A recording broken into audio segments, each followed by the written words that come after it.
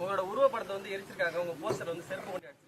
அது அவசியம் இல்லாது. இங்கதானே இருக்கேன், வந்து எரிச்சிட்டு போலாம். நேரையே பொம்மையை எரிக்கிற வரைக்கும் தான். இப்ப எங்க ஆளுகள்லாம் பாத்தீங்கன்னா, இந்த வீரங்கெல்லாம் எங்க பாட்ட ராவணன் இந்த 100-200 மீட்டருக்கு அங்க வச்சிருவான். எப்படி வச்சிருவான்? பொம்மையா வச்சிருவான். 10 தலையை வச்சு பொம்மையா தானே நிக்கிறான். கிட்ட போய் கொளுத்த துணி இருக்கா? அங்க 200 மீட்டருக்கு அங்க இருந்து இங்க இருந்து அம்பு வச்சு அடிப்பான். பொம்மையா நிக்கும் போதே அவனை பக்கத்துல போய் கொளுத்த முடியல. எப்படி இருக்கு? அந்த பயம் உங்க எல்லா பயலுக்கும் இருக்கட்டும்ங்கிறேன். இப்ப நீ பொம்மையை தான் எரிக்க முடியும். பொம்மையே எரி. அதுல எனக்கு பெருமை தான். நான் இன்னைக்கு சொல்றேன் இவ்வளவு பேர்கிட்ட, இவங்க வெம்பாடுபட்டு போராடி என்னை அந்த முதலமைச்சர் நாற்காலியில உட்கார வச்சுட்டு தான் போவான். நான் 20 விழுக்காடு உழைச்சா போதும். என் கட்சியில என்னைக்காவது 4 தாள் சுருட்டி நாடகங்களும் எனக்கு ஓட்டிட்டானா?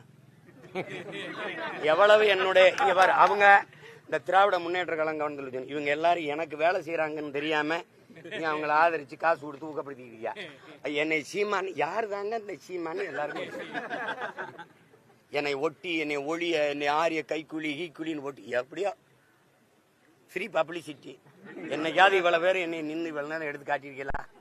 காட்ட மாட்டியா? ஏதோ எடுத்து அப்படி வெட்டி விட்டு போயிருவியா? என்னன்னு ஏதோ அவங்களால முடிஞ்சது. அதுக்கு எங்க அன்னைங்களுக்கு, குறிப்பா என் அன்பு சகோதரன் திருமுருகன் காந்தி அவர்களுக்கெல்லாம் நன்றி நன்றி நன்றி. அது நீங்க பெரியார் உங்களுக்கு எல்லா பூஜை அறையில வச்சுக்கிறீங்க, எல்லாரும் வச்சுக்கிறீங்க. அம்பேத்கரையும் பெரியாரையும் ரெண்டையும் ஒண்ணுன்னு பேசியிருந்த பெருமக்களை, உங்க எல்லாரு வீட்லையும் பெரியாரிஸ்ட் எல்லாரு வீட்லையும் நீங்க பெரியார் படம் இருக்கு, அதனால அம்பேத்கர் படம் இருக்கா? உங்களுக்கு இருக்க தீண்டாமையை முதல்ல ஒழிச்சிட்டு வெளியில வாங்க.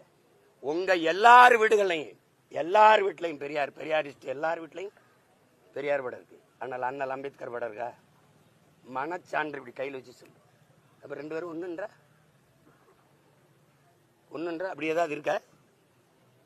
இழந்து விட்ட உரிமையை போராடி பிச்சை கேட்டு பெற முடியாது, போராடித்தான் பெற்றாக வேண்டும்னு பொதுவா உலக பொதுமைக்கு போதிச்ச ஒரு புரட்சியாளர் அவர். அப்படி ஏதாவது தத்துவம் இருக்கா? தந்தை பெரியார்ட்ட, ஐயா பெரியார்ட்ட சொல்லுங்க, இருக்கா?